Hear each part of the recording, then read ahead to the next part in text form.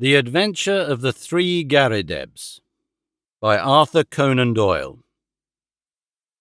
Narrated by Peter Silverleaf. It may have been a comedy, or it may have been a tragedy. It cost one man his reason, it cost me a bloodletting, and it cost yet another man the penalties of the law. Yet there was certainly an element of comedy. Well, you shall judge for yourselves. I remember the date very well, for it was in the same month that Holmes refused a knighthood for services which may perhaps some day be described. I only refer to the matter in passing, for in my position of partner and confidant I am obliged to be particularly careful to avoid any indiscretion. I repeat, however, that this enables me to fix the date, which was the latter end of June 1902, shortly after the conclusion of the South African War. Holmes had spent several days in bed, as was his habit from time to time, but he emerged that morning with a long foolscap document in his hand and a twinkle of amusement in his austere grey eyes. "There is a chance for you to make some money, friend Watson," said he. "Have you ever heard the name of Garrideb?" I admitted that I had not. "Well, if you can lay your hand upon a Garrideb, there's money in it." "Why?" "Ah, that's a long story. Rather a whimsical one, too. I don't think in all our explorations of human complexities we have ever come upon anything more singular. The fellow will be here presently for cross-examination, so I won't open the matter up till he comes. But meanwhile, that's the name we want." The telephone directory lay on the table beside me, and I turned over the pages in a rather hopeless quest. But to my amazement there was this strange name in its due place. I gave a cry of triumph. "Here you are, Holmes. Here it is." Holmes took the book from my hand. "Garrideb N," he read. 136 Little Ryder Street, W. "Sorry to disappoint you, my dear Watson, but this is the man himself. That is the address upon his letter. We want another to match him." Mrs. Hudson had come in with a card upon a tray. I took it up and glanced at it.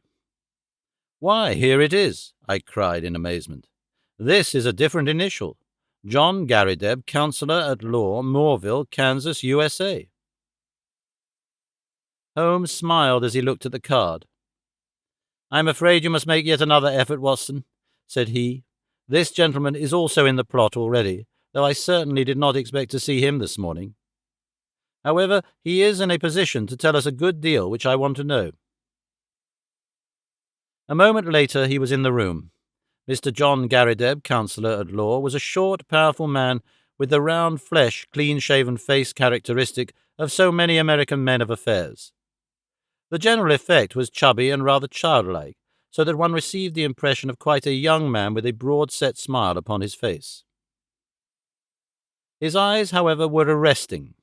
Seldom in any human head have I seen a pair which bespoke a more intense inward life. So bright were they, so alert, so responsive to every change of thought. His accent was American, but was not accompanied by any eccentricity of speech.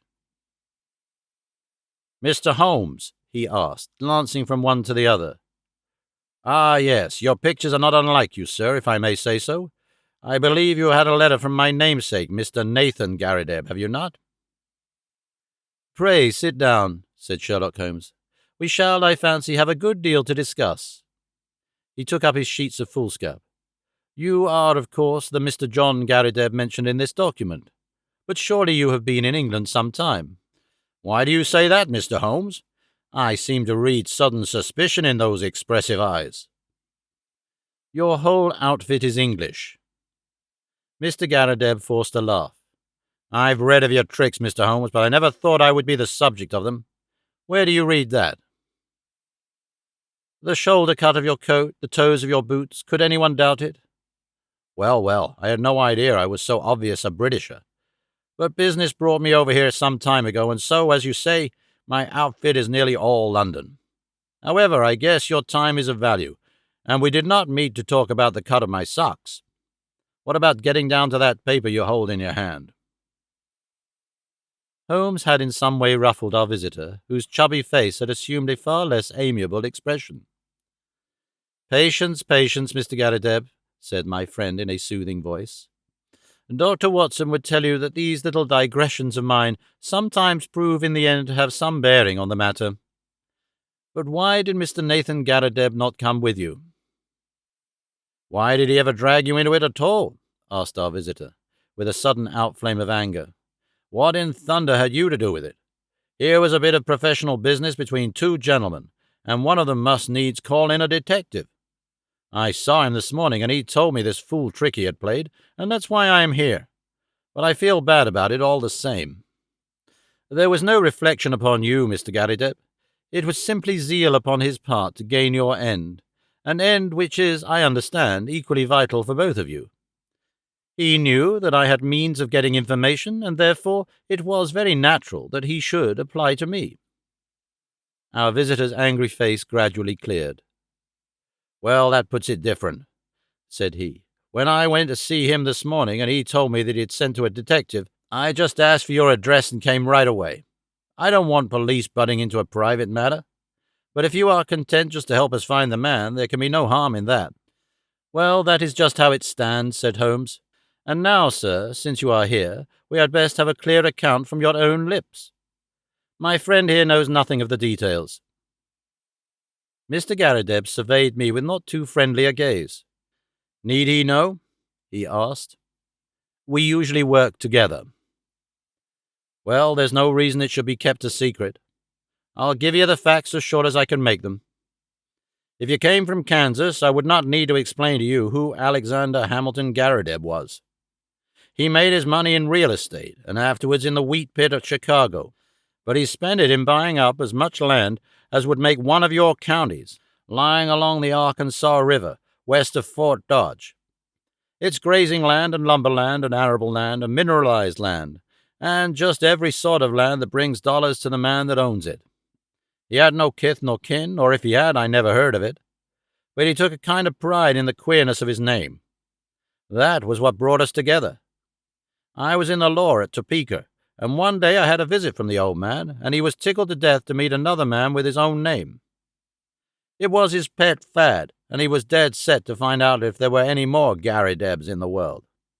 'Find me another,' said he. I told him I was a busy man and could not spend my life hiking round the world in search of Garridebs. 'None the less,' said he, 'that is just what you will do if things pan out as I planned them.' I thought he was joking, but there was a powerful lot of meaning in the words, as I was soon to discover. For he died within a year of saying them, and he left a will behind him. It was the queerest will that has ever been filed in the state of Kansas. His property was divided into 3 parts, and I was to have one on condition that I found 2 Garridebs who would share the remainder. It's $5 million for each, if it is a cent, but we can't lay a finger on it until we all 3 stand in a row. It was so big a chance that I just let my legal practice slide, and I set forth looking for Garridebs. There is not one in the United States. I went through it, sir, with a fine-toothed comb, and never a Garrideb could I catch. Then I tried the old country. Sure enough, there was the name in the London telephone directory.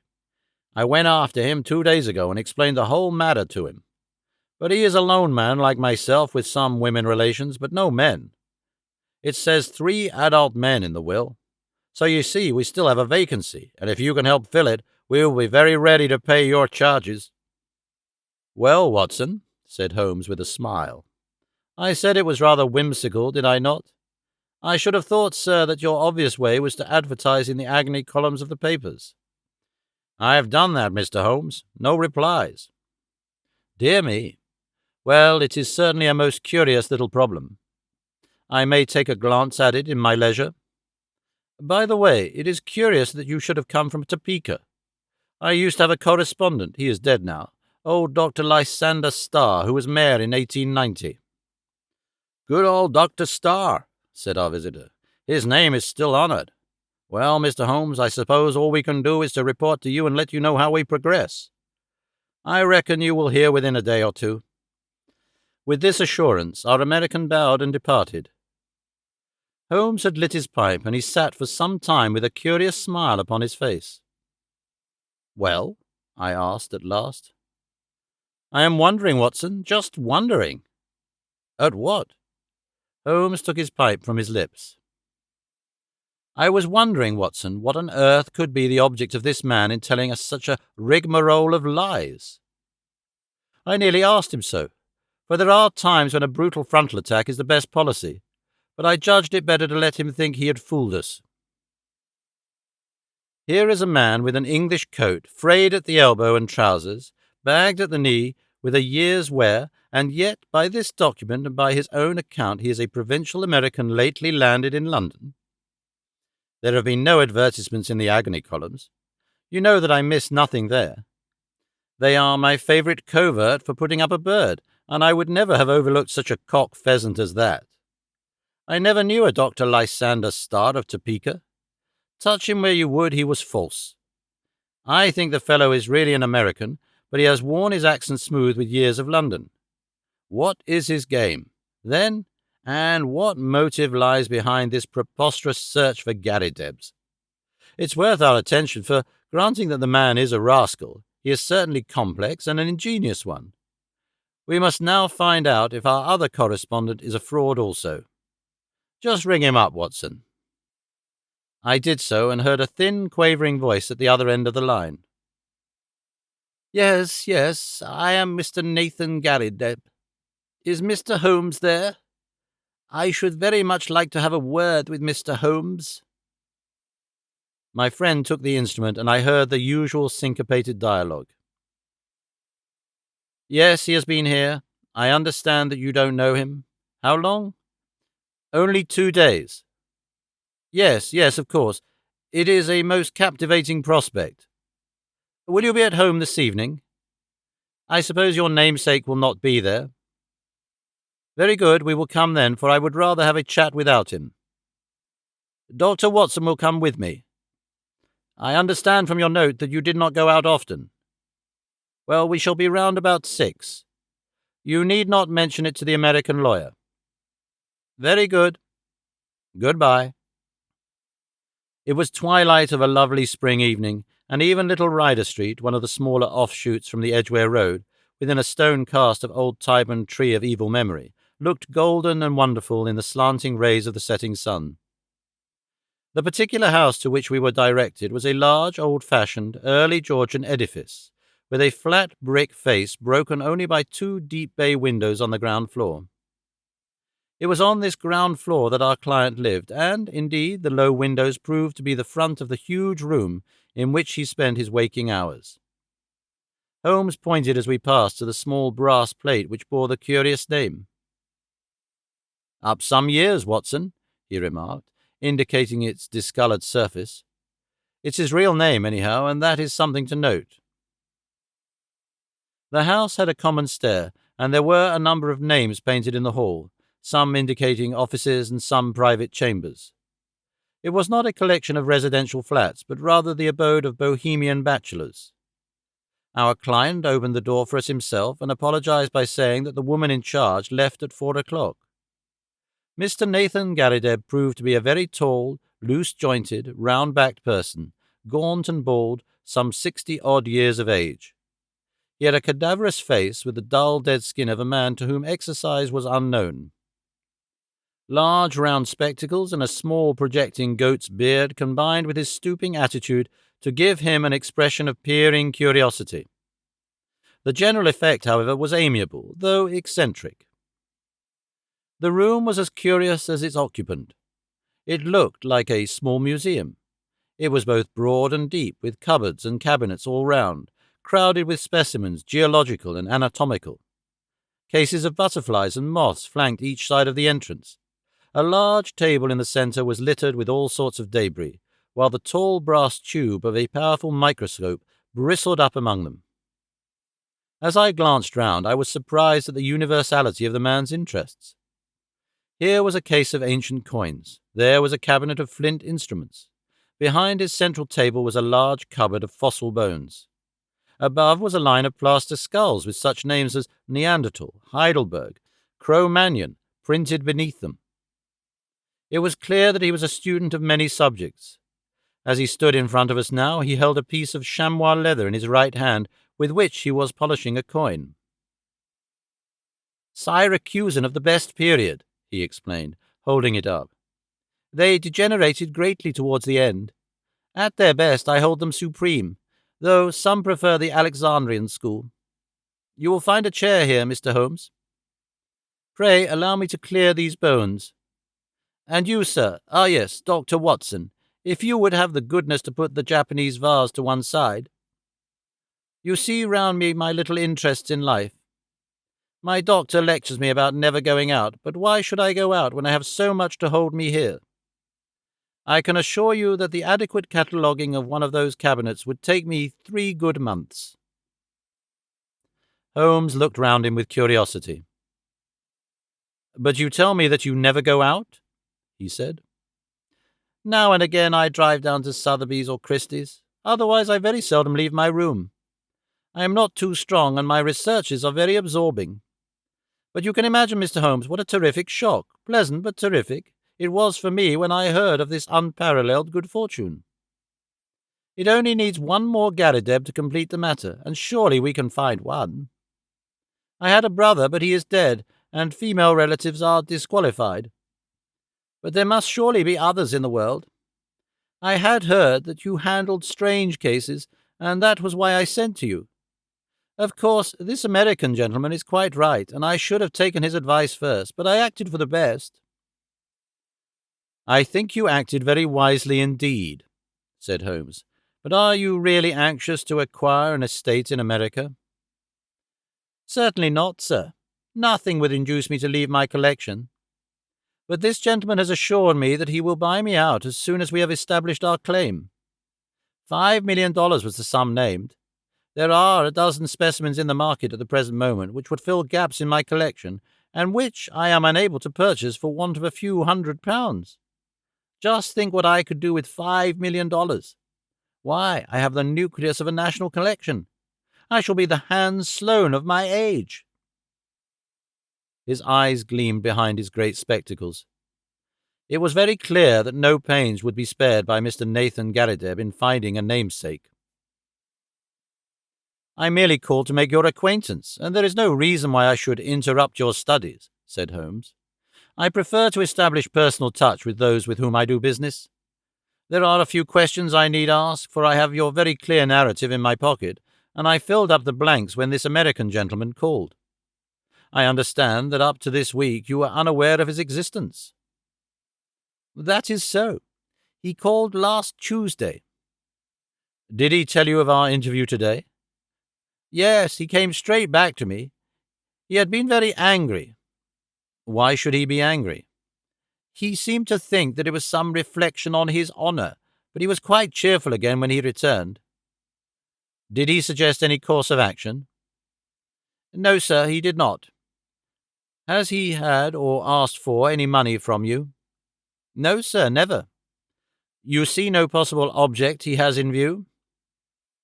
None, except what he states. Did you tell him of our telephone appointment?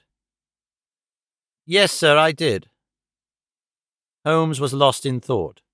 I could see that he was puzzled. Have you any articles of great value in your collection? No, sir. I am not a rich man. It is a good collection, but not a very valuable one. You have no fear of burglars? Not in the least. How long have you been in these rooms? Nearly 5 years. Holmes's cross-examination was interrupted by an imperative knocking at the door. No sooner had our client unlatched it than the American lawyer burst excitedly into the room. Here you are, he cried, waving a paper over his head. I thought I should be in time to get you. Mr. Nathan Garrideb, my congratulations. You are a rich man, sir. Our business is happily finished, and all is well. As to you, Mr. Holmes, we can only say we are sorry if we have given you any useless trouble. He handed over the paper to our client, who stood staring at a marked advertisement. Holmes and I leaned forward and read it over his shoulder. This is how it ran. Howard Garrideb, constructor of agricultural machinery. Binders, reapers, steam and hand ploughs, drills, harrows, farmers' carts, buckboards, and all other appliances. Estimates for artesian wells. Apply Grosvenor Buildings, Aston. Glorious, gasped our host. That makes our third man. I had opened up inquiries in Birmingham, said the American, and my agent there has sent me this advertisement from a local paper. We must hustle and put the thing through. I have written to this man and told him that you will see him in his office tomorrow afternoon at 4 o'clock. You want me to see him? What do you say, Mr. Holmes? Don't you think it would be wiser? Here am I, a wandering American with a wonderful tale. Why should he believe what I tell him? But you are a Britisher with solid references, and he is bound to take notice of what you say. I would go with you if you wished, but I have a very busy day tomorrow, and I could always follow you if you are in trouble. Well, I have not made such a journey for years. It is nothing, Mr. Garrideb. I've figured out our connections. You leave at 12 and should be there after 2. Then you can be back the same night. All you have to do is see this man, explain the matter, and get an affidavit of his existence. By the Lord, he added hotly, considering I've come all the way from the center of America, it is surely little enough if you go 100 miles in order to put this matter through. Quite so, said Holmes. I think what this gentleman says is very true. Mr. Nathan Garridebs shrugged his shoulders with a disconsolate air. Well, if you insist, I shall go, said he. It is certainly hard for me to refuse you anything, considering the glory of hope that you have brought into my life. Then that is agreed, said Holmes, and no doubt you will let me have a report as soon as you can. I'll see to that, said the American. Well, he added, looking at his watch, I'll have to get on. I'll call tomorrow, Mr. Nathan, and see you off to Birmingham. Coming my way, Mr. Holmes? Well then, goodbye, and we may have good news for you tomorrow night. I noticed that my friend's face cleared when the American left the room, and the look of thoughtful perplexity had vanished. I wish I could look over your collection, Mr. Garrideb, said he. In my profession all sorts of odd knowledge comes useful, and this room of yours is a storehouse of it. Our client shone with pleasure, and his eyes gleamed from behind his big glasses. I had always heard, sir, that you were a very intelligent man, said he. I could take you round now if you have the time. Unfortunately, I have not. But these specimens are so well labelled and classified that they hardly need your personal explanation. If I should be able to look in tomorrow, I presume there would be no objection to my glancing over them? Well, none at all. You are most welcome. The place will, of course, be shut up, but Mrs. Saunders is in the basement up to 4 o'clock and would let you in with her key. Well, I happen to be clear tomorrow afternoon. If you would say a word to Mrs. Saunders, it would be quite in order. By the way, who is your house agent? Our client was amazed at the sudden question. Holloway and Steele in the Edgware Road. But why? I am a bit of an archaeologist myself when it comes to houses, said Holmes, laughing. I was wondering if this was Queen Anne or Georgian. Georgian, beyond doubt. Really? I should have thought a little earlier. However, it is easily ascertained. Well, goodbye, Mr. Garrideb, and may you have every success in your Birmingham journey. The house agent's was close by, but we found that it was closed for the day, so we made our way back to Baker Street. It was not till after dinner that Holmes reverted to the subject. Our little problem draws to a close, said he. No doubt you have outlined the solution in your own mind.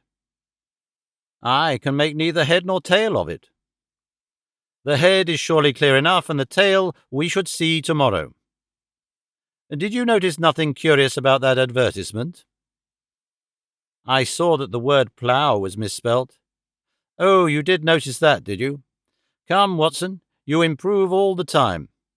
Yes, it was bad English, but good American. The printer had set it up as received. Then the buckboards. That is American also.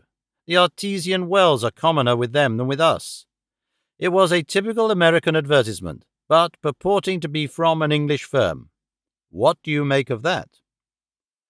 I can only suppose that this American lawyer put it in himself. What his object was, I fail to understand. Well, there are alternative explanations. Anyhow, he wanted to get this good old fossil up to Birmingham. That is very clear. I might have told him that he was clearly going on a wild goose chase, but on second thoughts it seemed better to clear the stage by letting him go. Tomorrow, Watson? Well, tomorrow will speak for itself. Holmes was up and out early. When he returned at lunchtime, I noticed that his face was very grave. "This is a more serious matter than I had expected, Watson," said he. "It is fair to tell you so, though I know it will only be an additional reason to you for running your head into danger. I should know my Watson by now, but there is danger, and you should know it. Well, it's not the first we have shared, Holmes. I hope it may not be the last. What is the particular danger this time?" "We are up against a very hard case. I have identified Mr. John Garrideb, counsellor at law. He is none other than Killer Evans, of sinister and murderous reputation. I fear I am none the wiser." "Ah, it is not part of your profession to carry about a portable Newgate calendar in your memory. I have been down to see friend Lestrade at the Yard. There may be an occasional want of imaginative intuition down there, but they lead the world for thoroughness and method. I had an idea that we might get on the track of our American friend in their records. Sure enough, I found his chubby face smiling up at me from the Rogues' Portrait Gallery. James Winter, alias Moorcroft, alias Killer Evans, was the inscription below. Holmes drew an envelope from his pocket. I scribbled down a few points from his dossier. Aged 44, native of Chicago, known to have shot 3 men in the States. Escaped from penitentiary through political influence. Came to London in 1893. Shot a man over cards in a nightclub in the Waterloo Road in January 1895. Man died, but he was shown to have been the aggressor in the row. Dead man was identified as Roger Prescott, famous as forger and coiner in Chicago. Killer Evans released in 1901. Has been under police supervision since, but so far as known has led an honest life. Very dangerous man, usually carries arms and is prepared to use them. That is our bird, Watson. A sporting bird, you must admit. But what is his game? Well, it begins to define itself. I have been to the house agents. Our client, as he told us, has been there 5 years. It was unlet for a year before then. The previous tenant was a gentleman at large named Waldron. Waldron's appearance was well remembered at the office. He had suddenly vanished and nothing more had been heard of him. He was a tall, bearded man with very dark features. Now, Prescott, the man whom Killer Evans had shot, was, according to Scotland Yard, a tall, dark man with a beard. As a working hypothesis, I think we may take it that Prescott, the American criminal, used to live in the very room which our innocent friend now devotes to his museum. So at last we get a link, you see? And the next link? Well, we must go now and look for that. He took a revolver from the drawer and handed it to me. I have my old favourite with me. If our Wild West friend tries to live up to his nickname, we must be ready for him. I'll give you an hour for a siesta, Watson, and then I think it will be time for our Ryder Street adventure. It was just 4 o'clock when we reached the curious apartment of Nathan Garrideb. Mrs. Saunders, the caretaker, was about to leave, but she had no hesitation in admitting us. For the door shut with a spring lock, and Holmes promised to see that all was safe before we left. Shortly afterwards the outer door closed, her bonnet passed the bow window, and we knew that we were alone in the lower floor of the house. Holmes made a rapid examination of the premises. There was one cupboard in a dark corner which stood out a little from the wall. It was behind this that we eventually crouched while Holmes in a whisper outlined his intentions. He wanted to get our amiable friend out of his room, that is very clear, and, as the collector never went out, it took some planning to do it. The whole of this Garrideb invention was apparently for no other end. I must say, Watson, that there is a certain devilish ingenuity about it, even if the queer name of the tenant did give him an opening which he could hardly have expected. He wove his plot with remarkable cunning. But what did he want? Well, that is what we are here to find out. It has nothing whatever to do with our client, so far as I can read the situation. It is something connected with the man he murdered, the man who may have been his confederate in crime. There is some guilty secret in the room. That is how I read it. At first I thought our friend might have something in his collection more valuable than he knew, something worth the attention of a big criminal. But the fact that Roger Prescott of evil memory inhabited these rooms points to some deeper reason.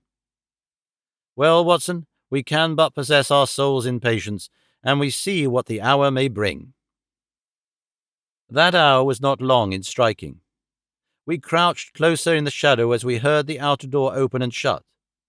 Then came the sharp, metallic snap of a key, and the American was in the room. He closed the door softly behind him, took a sharp glance around him to see that all was safe, threw off his overcoat, and walked up to the central table with the brisk manner of one who knows exactly what he's to do and how to do it. He pushed the table to one side, tore up the square of carpet on which it rested, rolled it completely back, and then, drawing a jemmy from his inside pocket, he knelt down and worked vigorously upon the floor. Presently we heard the sound of sliding boards, and an instant later a square had opened in the planks. Killer Evans struck a match, lit a stump of candle, and vanished from our view. Clearly our moment had come. Holmes touched my wrist as a signal, and together we stole across to the open trap-door. Suddenly, as we moved, however, the old floor must have creaked under our feet, for the head of our American, peering anxiously round, emerged suddenly from the open space. His face turned upon us with a glare of baffled rage, which gradually softened into a rather shamefaced grin as he realized that 2 pistols were pointed at his head. "Well, well," said he coolly as he scrambled to the surface. "I guess you have been one too many for me, Mr. Holmes. Saw through my game, I suppose, and played me for a sucker from the first. Well, sir, I hand it to you. You have me beat, and—" In an instant he had whisked out a revolver from his breast and had fired 2 shots. I felt a sudden hot sear as if a red-hot iron had been pressed to my thigh.